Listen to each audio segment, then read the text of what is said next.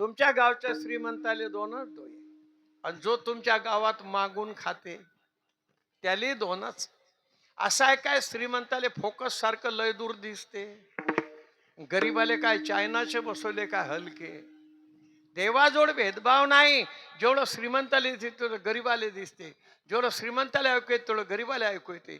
याले दोनच हात, दोनच पाय, दोनच डोळे, दोनच कान, एकच नाक. गरीबाले तेवढंच दिलं. आहे का भेदभाव? आणि आता प्रॉपर्टीचा जो भेदभाव आहे हे ज्याचं त्याचं करेल आहे. काही टिनाच्या घरात राहतात, अशा उत्सवातली पंगत घेतात, परमात्मा प्रसन्न होते. परमात्मा म्हणते अरे माय उत्सवातली पंगत घेतली तुला, मी काय करू आता तू असं. जिता येतात लोक तकलीफ भोग, जिता येतात लोक पहिलं करेल तुला भोगाच लागेल.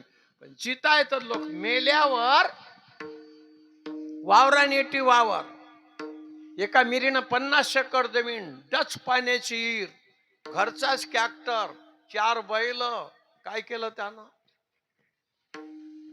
काय केलं त्यानं? अशा उत्सवातली पंगत घेतली, 5-10 साधू जीव घातले. परमात्मा प्रसन्न झाला. याच्यात पंक्ता घेलायत लोकाईनं. डोक्षे नाहीत का त्या लोकायले की त्याले बँक माहीत नाही?